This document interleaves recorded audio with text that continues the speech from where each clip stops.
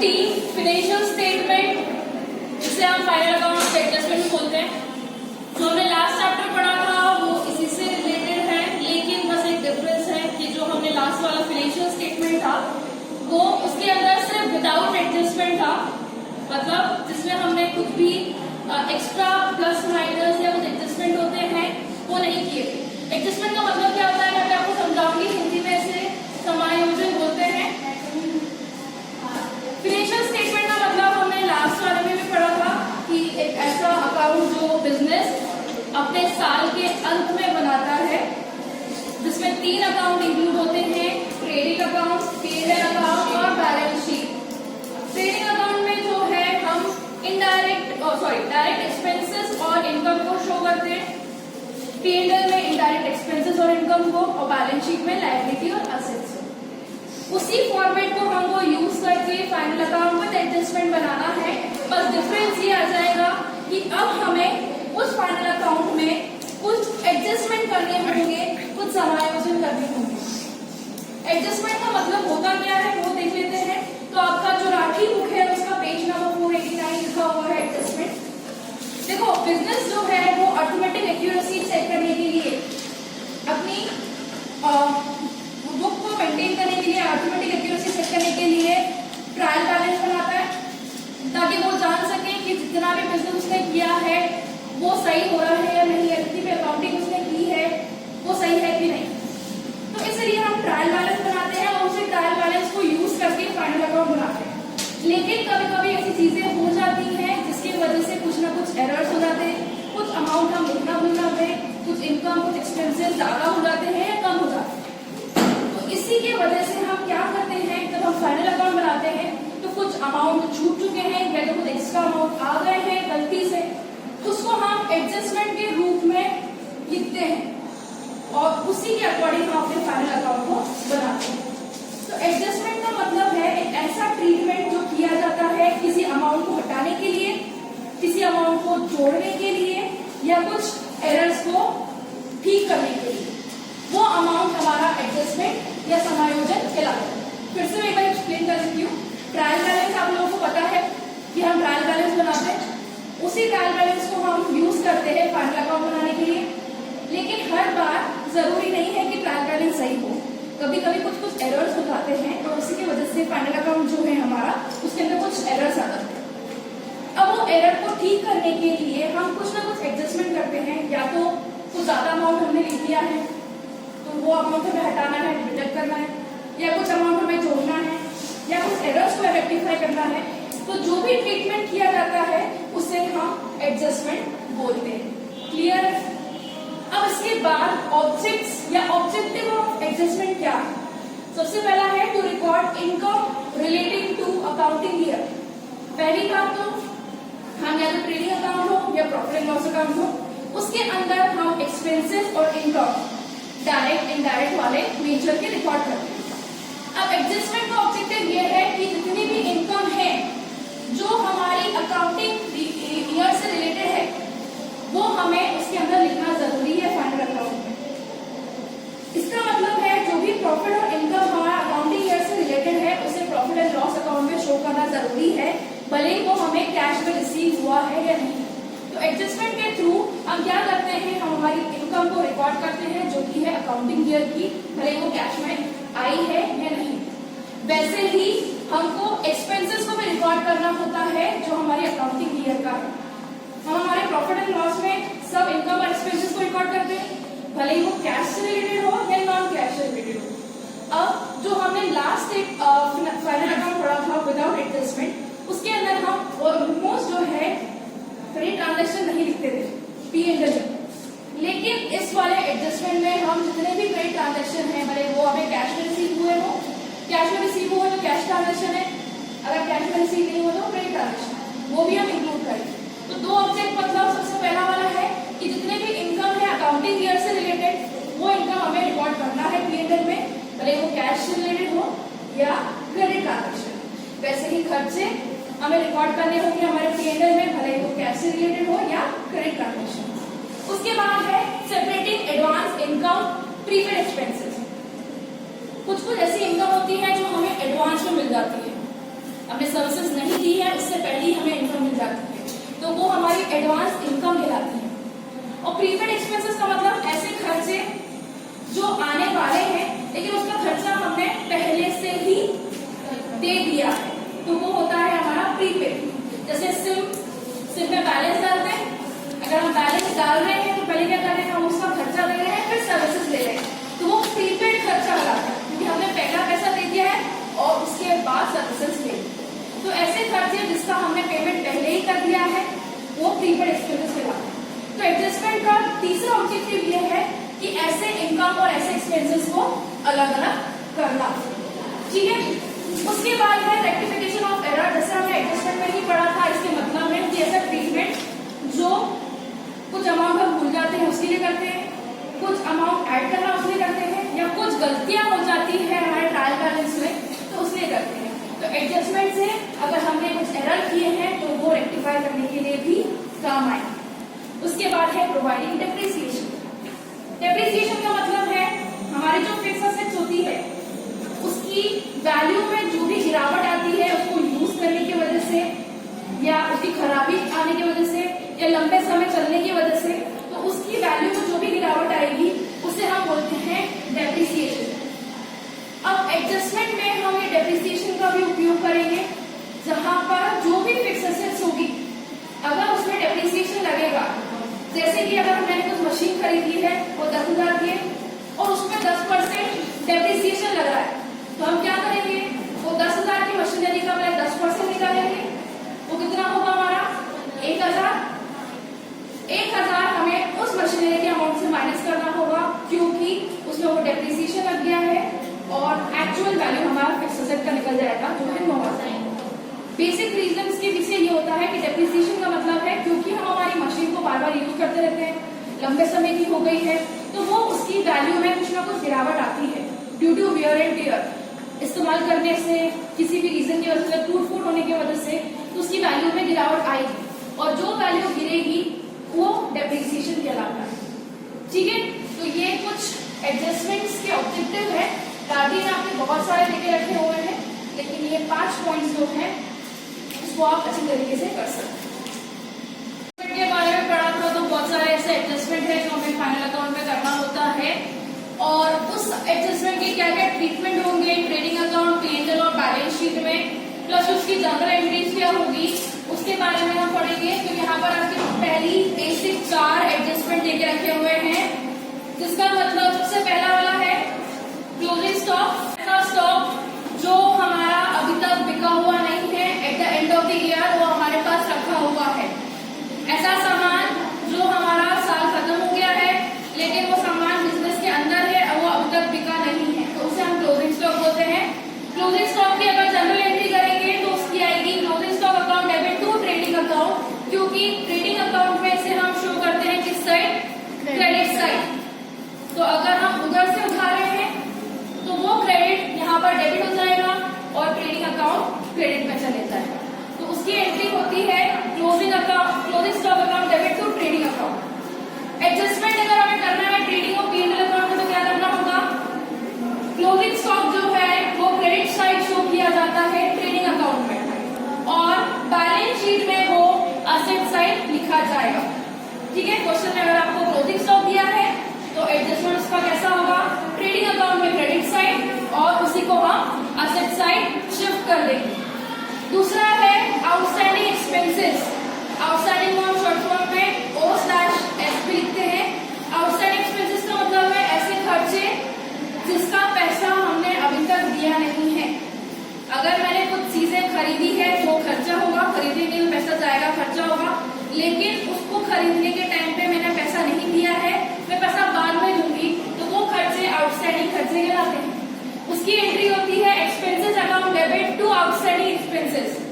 कोई सा भी खर्चा हो सकता है, जैसे कि अगर एम्प्लॉइज को सैलरी नहीं मिली है तो सैलरी खर्चा है। अभी ऑर्गेनाइजेशन में, बिजनेस में वो सैलरी आउटस्टैंडिंग बचाई हुई है क्योंकि उसने दिया नहीं है, पूरा काम करवा लिया एम्प्लॉय से लेकिन सैलरी नहीं दी, वो आउटस्टैंडिंग सैलरी कहलाएगी। तो एक्सपेंसेस की जगह मैं सैलरी लिख दूंगी, यहाँ पर salary account debit to outstanding salary account, ठीक है। तो ऐसे खर्चे जिसको हमने अभी तक पेमेंट नहीं कहलाता है। इसका ट्रीटमेंट जो है, पहले तो खर्चे हैं, इसलिए डेबिट साइड लिखा जाएगा P&L और ट्रेडिंग अकाउंट में। और क्योंकि अभी तक दिया नहीं है, देना बाकी है, तो वो एक्सपेंसेस में से हमें उसे प्लस करना होगा। जैसे कि सैलरी 1 महीने की बनती है 1000 रुपए, ठीक है, और हमने सामने वाले को सिर्फ वही 500 रुपए दिए, देना कितना बाकी है 500। तो हम क्या करेंगे, जो हमारा P&L अकाउंट होगा उसमें हम सैलरी डेबिट साइड लिखेंगे, यहाँ पर हम डेबिट साइड में सैलरी शो करेंगे, कितनी दे दी है 500, और अभी बची कितनी है 500 और, तो आउटस्टैंडिंग हम इस सैलरी में से 500 प्लस करेंगे और आउटर कॉलम में आधा भी। तो सबसे पहले क्योंकि एक्सपेंसेस हैं इसलिए डेबिट साइड शो करेगा P&L में या ट्रेडिंग अकाउंट में। दूसरा इसका होता है हमें प्लस करना होता है जिस भी एक्सपेंसेस की हम बात कर रहे हैं। अगर सैलरी हमारी आउटस्टैंडिंग है तो सैलरी के अमाउंट में से हमें आउटस्टैंडिंग अमाउंट प्लस करना होगा, जो भी अमाउंट होगा उसे आउटर कॉलम में लिखना होगा। अब बैलेंस शीट में ये लायबिलिटी साइड शो होगा, और कारण ये है क्योंकि आउटस्टैंडिंग मतलब एक तरीके से बकाया हुआ मतलब उधार, मतलब क्रेडिट ट्रांजैक्शन है, इसलिए वो लायबिलिटी साइड शो होगा। थर्ड है प्रीपेड एक्सपेंसेस, ऐसे खर्चे जिसका पैसा हमने पहले से ही दे दिया है एडवांस में, तो वो प्रीपेड एक्सपेंसेस कहलाता है। इसकी एंट्री होगी prepaid expenses account debit to expenses. जिस भी एक्सपेंसेस की हम बात कर रहे हैं उसको हम लिखेंगे यहाँ पर, उनकी एंट्री होगी prepaid expenses account debit to expenses. हमें क्या करना होगा, जो भी एक्सपेंसेस होगा, जो भी खर्चा होगा उसमें से हमें वो माइनस करना होगा, और क्योंकि खर्चा है तो इसलिए debit side of P&L trading account में लिखा जाएगा। जैसे कि मुझे किसी को रेंट देना होता है बिजनेस का, जहाँ मैंने बिजनेस खोल के रखा हुआ है, उस जमीन का रेंट देना होता है। हर महीने का रेंट जो है वो 5000 रुपये आता है। मैं जब इस महीने का रेंट देने गई तो मैंने 5000 रेंट दे दिया, लेकिन मेरे पास कुछ पैसे एक्स्ट्रा थे, तो मैंने सोचा कि मैं वो पैसा भी अभी दे दूं अगले महीने का। तो मैंने क्या किया, 2000 रुपये अगले महीने के भी दे दिए। तो ये क्या हो गया, मेरा 2000 प्रीपेड, आने वाले महीने का भी मैंने पहले से ही दे दिया। तो जब मेरा नेक्स्ट मंथ आएगा तो उसमें 5000 रुपये किराया देना था, लेकिन क्योंकि मैं पिछले महीने की प्रीपेड ले चुकी थी इसलिए इस प्रीपेड को मुझे माइनस करना होगा, और जो भी अमाउंट आएगा उसे मैं आउटर कॉलम में लिखूंगी। इसलिए यहाँ पर लिखा है minus from the concern expenses. Prepaid खर्चे जो होते हैं वो माइनस किए जाते हैं जिस भी एक्सपेंसेस की हम बात कर रहे हैं उसमें से, और उसे हम debit side of P&L trading account में लिखते हैं। प्रीपेड मतलब पहले से दे दिया, हमारे ऊपर कोई भी अभी कर्जा चढ़ा हुआ नहीं है, तो एक तरीके से वो हमारी असेट कहलाती है, इसलिए बैलेंस शीट में कहाँ शो करेंगे उसे हम असेट साइड। अक्रूड इनकम मतलब ऐसी इनकम जो बिजनेसमैन ने कमा तो ली है लेकिन उसका पैसा उसको अभी तक नहीं मिला। मतलब मैंने सर्विसेज प्रोवाइड कर दी, मुझे पता है मुझे उसके पैसे मिलने वाले हैं, लेकिन उसके पैसे जो है वो अभी तक नहीं मिले, उसी इनकम को हम बोलते हैं अक्रूड इनकम। जर्नल एंट्री उसकी आएगी accrued income account debit to income. इसे प्लस किया जाता है कोई से भी कंसर्न इनकम से, और क्योंकि इनकम है तो इसलिए credit side of P&L account लिखा जाएगा, और अक्रूड इनकम जो है वो असेट कहलाती है बैलेंस शीट में, या असेट साइड हम लिखेंगे बैलेंस शीट में। आपको क्वेश्चन नंबर 7 में बोला गया है फ्रॉम द फॉलोइंग डेटा या detail and additional information prepare trading account for the year end date. आपको दिया नहीं है, डायरेक्टली आप सिर्फ ट्रेडिंग लिख सकते हो, और जो भी आपको एंडिंग डेट की होगी आपको वो शो करना रहेगी यहाँ पर, ठीक है। क्वेश्चन में आपको ओपनिंग स्टॉक दिया है, purchase, sales, purchase return, sales return, wages, import duty, carriage और ऑक्ट्राय। इसको यूज करके आपको ट्रेडिंग अकाउंट बनाना है। नीचे एडिशनल इंफॉर्मेशन देके रखी हुई है, उसको हम वन बाय वन यूज करेंगे। तो सबसे पहले क्वेश्चन में ओपनिंग स्टॉक दिया है, ओपनिंग स्टॉक ट्रेडिंग अकाउंट में डेबिट साइड लिखा जाता है, तो इसलिए उसको हमने डेबिट साइड शो किया। उसके बाद है परचेज, परचेज डायरेक्ट एक्सपेंसेस है, तो ट्रेडिंग अकाउंट में परचेज हम डेबिट साइड लिखते हैं। लेकिन परचेज से रिलेटेड कुछ और भी चीजें हैं, तो इसलिए परचेज का अमाउंट जो है 13,816 उसे हमने इनर कॉलम में लिखा है। क्वेश्चन में परचेज रिटर्न भी दिया था और नीचे कुछ एडजस्टमेंट देके रखे हुए हैं। नेक्स्ट उसके बाद आपको कुछ एडिशनल इन्फॉर्मेशन देके रखी हुई है, जिसके अंदर सबसे पहले लिखा हुआ है credit purchase of 1200 has been included in the stock but not recorded. इसका मतलब है हमने कुछ उधार में खरीदा था 1200 रुपए का, जो रिकॉर्ड नहीं किया गया है ट्रायल बैलेंस में। तो हमें परचेज लिखते समय क्या करना पड़ेगा, परचेज का अमाउंट प्लस जो भी उधार हमने लिया है वो भी हमारा परचेज ही रहेगा। जैसे हम पहले क्या करते थे, कुछ हमने कैश में परचेज किया है और क्रेडिट में परचेज किया है, दोनों को प्लस करके फिर हम परचेज निकाल देते। वैसे ही इस क्वेश्चन में आपको पहले ट्रायल बैलेंस में परचेज दिया है, एडजस्टमेंट में ऐसा लिखा था कि क्रेडिट परचेज था जो रिकॉर्ड नहीं हुआ, तो आपको उसी टाइम परचेज में जाके क्रेडिट परचेज को प्लस करना रहेगा, जो कि है 1200। इसको प्लस करोगे तो आपका आ जाएगा 15,016। इसमें से आपको ट्रायल बैलेंस में परचेज रिटर्न भी लेके रखा हुआ है, तो इस अमाउंट से आपको परचेज रिटर्न माइनस करना है। जो भी अमाउंट आएगा ये वाला इसको बाहर लिखना है, सॉरी इसको बाहर नहीं लिखेंगे, इसके अंदर और एडजस्टमेंट है तो और भी करके लिखेंगे। तो जब परचेज रिटर्न माइनस करोगे तो आपका आ जाएगा 14,626। आपके कुछ 3 एडजस्टमेंट और लेके रखे हैं नीचे, जो कि है सबसे पहले गुड वर्थ ₹150 व विड्रॉल ऑफ प्राइवेट यूज। हमने कुछ सामान प्राइवेट यूज के लिए निकाला है, मतलब ड्रॉइंग निकाला है, लेकिन यहाँ पर क्योंकि सामान बोला गया है तो सामान परचेज से रिलेटेड होता है, तो यहाँ पर भी हमें परचेज के अमाउंट से ड्रॉइंग को माइनस करना होगा। वैसे ही नीचे एक और ट्रांजेक्शन है जो कि है good worth ₹50 given in charity. दान में हमने कुछ सामान दिया है, अगर दान में कुछ सामान दिया है, कैश नहीं दिया है, तो वो परचेज से रिलेटेड होता है, इसलिए परचेज के अमाउंट से ही माइनस करना होगा। तो सबसे पहले आपको क्या करना है, परचेज लिखना है। एडजस्टमेंट में हमारा क्रेडिट परचेज था तो परचेज में प्लस कर दिया, इसके बाद परचेज रिटर्न था तो वो माइनस कर दिया, ड्रॉइंग था वो माइनस करना है, और चैरिटी अगर परचेज में की है तो वो माइनस करके आउटर कॉलम में टोटल अमाउंट जो भी आएगा कैलकुलेशन के बाद वो लिखना है, जो कि है 14,426। फिर से हम जाते हैं ऊपर वाले ट्रायल बैलेंस में। इसके अलावा हमको ये देखना है कि हमारे कौन कौन से डायरेक्ट एक्सपेंसेस बचे हुए हैं। परचेज का ट्रीटमेंट हम कर चुके हैं, सेल्स हम बाद में क्रेडिट साइड करेंगे, सेल्स रिटर्न का भी हम बाद में करेंगे क्रेडिट साइड।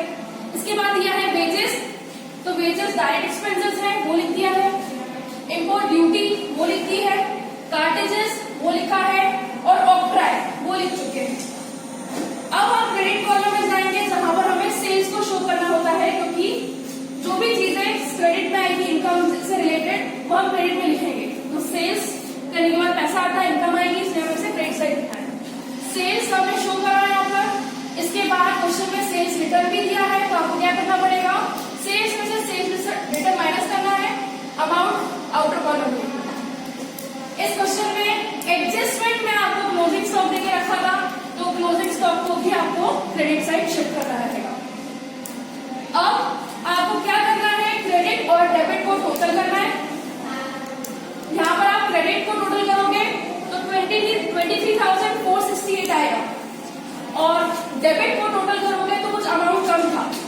अगर क्रेडिट कॉलम ज्यादा है, डेबिट कॉलम कम है, तो आंसर आता है ग्रॉस प्रॉफिट, और जो भी बैलेंसिंग होगा वो ग्रॉस प्रॉफिट आएगा। आंसर आएगा 2760। 23,468 में से ये वाले अमाउंट को टोटल करोगे, और टोटल करने के बाद 23,468